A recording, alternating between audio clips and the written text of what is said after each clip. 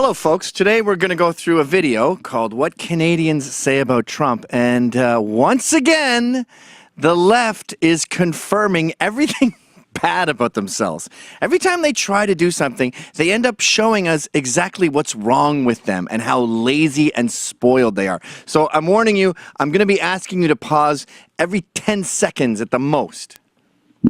Let's do it. What happened? Like, why did this whole debacle of a election occur? Say, stop right there.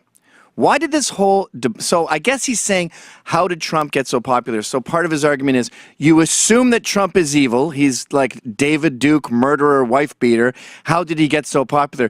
It's not a given that your assessment is correct, you fool. And by the way, this so-called debacle happened because of your crappy, simplistic attitudes. The fact that you oversimplify everything and go, that's racist, that's a debacle. That's why this is happening, because we're sick of listening to your idiotic, infantile views of society and politics in general. Go ahead. We need to talk seriously about Trump. What I know about Donald Trump is that he has terrible hair. Angry orange. Okay, stop.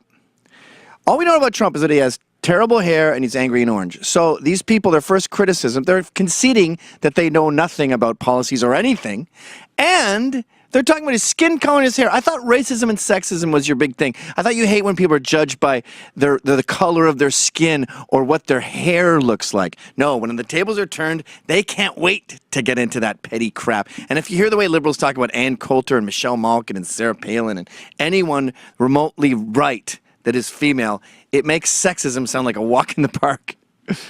Go ahead. Orangutan thing. You know, he's scary. He's actually really scary. Who's like racist. Okay, stop. So, he's scary. He's actually really scary. Scary comes up a lot. Yeah, you should be scared. You should be scared because you're a spoiled brat. And for once, we are killing the aggrievement industry, which, by the way, you got your degree in whining. And now we're saying the spoiled brats have to do chores or they're not getting their allowance. That scares them. It scares you that you actually have to think for a change. And by the way, saying someone is like racist doesn't mean anything. In fact, you guys have changed the definition of racist to mean everything. And that means he's God. You just said he's like God. God is all-knowing, all-powerful, and all good. If you think everything is racist, then Trump is everything. My age, I think that this is a joke. Maybe Americans are too used to reality television. Okay, stop again. Okay, you think this is a joke. That shows that you are incapable of counterintuitive thought. You've been living in a bubble so long that you've never been questioned. And I saw this in New York. There was a gun debate, and there was a editor from Field and Stream who was pro-gun, and the anti-gun guy hadn't done any work because his argument was the whole time was, are you serious? This can't be serious. Is this a joke? This has to be a joke. Because they haven't looked it up. And you know what drives me nuts about that? If you haven't looked it up, if you haven't done due diligence on your argument, you don't really care. You're just virtue signaling. This is the way the world is. It's racist. No, it's not.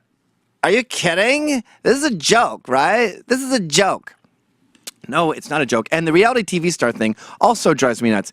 What's the matter with reality TV? How it's made is reality TV. I love watching car shows where they take an old junker and soup it up. Those are inspiring. You know, the American poor tend to vote Republican because they see themselves as temporarily embarrassed millionaires. They all want to get rich. Making money is a big part of America. And by the way, Canada, about 80% of your money, your economy, is based on America's economy. So you want a businessman in office. And this guy was not on Honey Boo Boo Child. He wasn't on Wife Swap. He was on a show where they glorified the entrepreneur. They made making money interesting. They took American culture, the trashiest of American culture, celebrity worship, and they put these people to work. And they taught young people as an educational, fun way to learn about making money. That's not Real Housewives, you tool. In Toronto in 2010, which is when Rob Ford was elected mayor. Okay, by the way, I'm sorry to interrupt again. How about the millennial tone here with these upspeaks? You know what it means when you say like and you talk with an interrogative upswing at the end? It shows that you don't know what you're talking about because you're insecure and you feel like you shouldn't be discussing this. That's a correct instinct. your upspeak and your interrogative tone make total sense because you shouldn't be discussing this. And Rob Ford, okay, that's your Donald Trump, Rob Ford. Rob Ford rocked. I'm sorry he wasn't sophisticated, and I know you want to disavow him because he was a fat white man who smoked crack at a party once. By the way, who hasn't done crappy coke when they were wasted at least once in their life?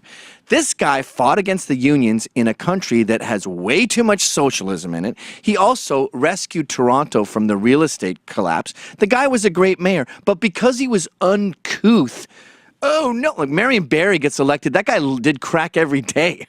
But when a fat white guy isn't sophisticated, we go, that was scary. And I remember when people elected him, it was like, what? You're kidding, right?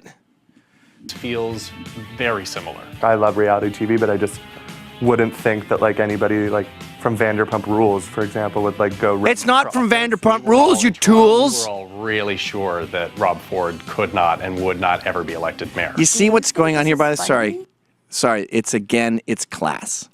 The whole PC thing, the whole liberal thing is, I'm sophisticated. And it's funny because these people are all middle class, but they really want to be upper class erudites. Oh, Rob Ford, oh, look, this is a joke. It's a joke, right? You watch too much reality. The whole reality TV thing, you realize, is a diss on the lower classes. And the reason that that Trump is doing well is because we are sick of your fake posh posturing. We're going up to your monocle and we're going kunk and breaking the glass into your one eye. As a Canadian, I'm like a little surprised by it. People were encouraging Rob Ford to run because they thought it would be funny. Are you planning to move to another part of the world? Running to Canada. Where are you going to live in Canada? Stop. And again, this whole thing is a myth. I'm going to move to Canada. I discussed this in another video. No one in America, no one is moving to Canada. You know how you get people to move to Canada from America? First of all, they don't have passports. They don't move anywhere. But if you threaten their lives and say you're going to Vietnam, oh, okay, then I'll move to Canada. It's just posturing. And the funny thing about it is all the people who say they're moving to Canada are the people that Americans hate. So you just keep helping Trump more. Oh no, we're going to lose Rosie O'Donnell. We're going to lose people from The View. We're going to lose a bunch of really irritating limousine liberals. No! Go ahead. Moving's not going to solve your problem. They're not moving! Because, you know, you're right next door. Like, Trump will be right next door. So it's Thanks. like, By the way, guaranteed. also, notice the hubris of millennials, too. You know that Canada is right next door, right? We have stopped bullying. We've made them, we have helicopter parented their egos to 10 times normal size, and now they patronize us. Now they tell us where Canada is on a map and explain to us how politics work. And I would love to see them pass a 5th grade test on American politics. Key of escape. Dear Americans, Dear Americans, Dear America. Wait a minute, we're done? There is no point. Like, give me one loose. I'll give you some criticisms of Trump. Are you ready for this? He threatened journalists and said it's going to be a lot harder to disparage a politician when I'm in office. That's a threat to the First Amendment. That pisses me off. That's a valid criticism. I can discuss that. But he's a reality star. He's like racist. You people are fucking pathetic.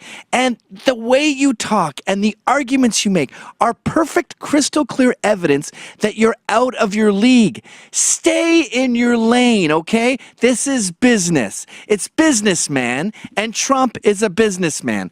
Let's play this out, but it's just going to be graphics from now on, isn't it? you vote because your vote counts. Oh, no, we have another point. To be vigilant and to participate. Do whatever it takes. Okay, fight to stop. the end. Did you hear that? Did you hear that? She's saying, hey, Americans, go out and vote. He's killing in the polls, you retards. The more Americans that go out and vote, the more Trump is going to win. You are so used to living in your bubble. You're so used to preaching to the converted that you think everyone thinks like you. No one thinks like you because you don't know how to think. You say like every second word and you speak in upstock.